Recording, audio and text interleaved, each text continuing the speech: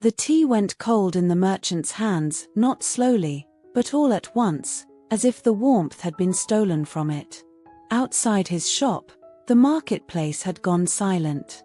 The haggling, the laughter, the clink of copper coins, all swallowed by a quiet he had never heard before. He set the cup down on the table. That small sound, that small ceramic click, was the last ordinary sound he would hear for a very long time. Because standing in the doorway, patient as dust settling after wind, was death. This was the great market city of Samarkand, where the Silk Road bent like a river and every language on earth could be heard before noon. Merchants came from everywhere, carrying saffron from the south, jade from the east, stories from wherever the road had carried them. And in Samarkand, everyone knew, you could bargain for anything. A rug, a favor from the governor, a second chance at something you had squandered. The only price that mattered was the one you were willing to pay. Farid was the cleverest merchant in that city, and he knew it. He could look at a man and name his desire before the man spoke it. He could find the flaw in any deal and turn it to his advantage. And he loved his life, the smell of cardamom at dawn, the weight of silver in his palm. He loved the sound of his wife Layla singing in the courtyard with their daughter. He loved it so fiercely, so completely, that he could not imagine letting it go. I am not ready, Farid told Death. Give me 1 year, and I will answer any riddle you set. Death tilted his head, amused. 1 riddle, 1 year, Death said. But for every day you spend finding the answer, a piece of your life stays with me. Farid agreed. He had never been afraid of a bargain. The first riddle was about the nature of wind, and Farid spent 3 months walking the mountains to find the answer. When he returned, Layla did not come to the door. She has been sick, his servant whispered. She called for you every night. But Farid had beaten death, and that was what mattered. He demanded a second year, a second riddle. This one was about the weight of memory, and Farid traveled to the great library at Bukhara, studying for 6 months. When he came home, his daughter would not meet his eyes. The house felt thin, as if something essential had been pulled from its walls.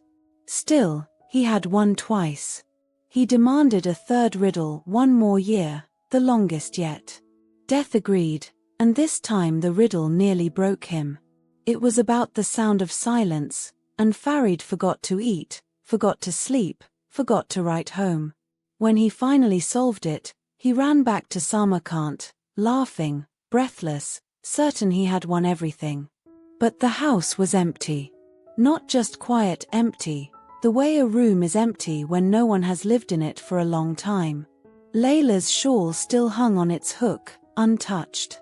A cup of tea sat cold on the table, the same cup he had set down the day Death first appeared. His daughter had grown, married, moved to a city he had never seen. His friends had aged, and some had died while he was away, solving riddles. Farid stood in his own courtyard, under the pomegranate tree Layla had planted, and felt nothing, no joy, no sorrow, no warmth. He had won his life, but the life had gone on without him, and what remained was only the shape of what had been. Then he found Death waiting by the gate, as calm as the first day. I won, Farid said. 3 times, I won. Death looked at him with something that was almost kindness. I kept my bargain, Death said. I gave you years. You are the one who emptied them. And maybe this is what the old stories are trying to tell us. You can bargain for more time. You can outrun what you fear. But time does not wait to be outsmarted, it just passes, whether you are paying attention or not. Every year Farid spent winning was a year he was not living.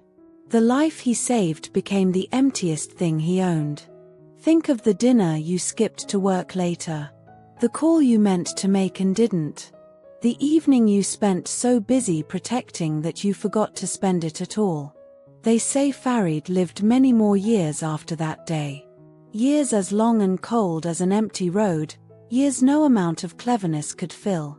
And every morning, he would find the cup still sitting on the table where he had left it. Still full of cold tea, still waiting for the morning he had walked away from. The one thing his cleverness could never pour away.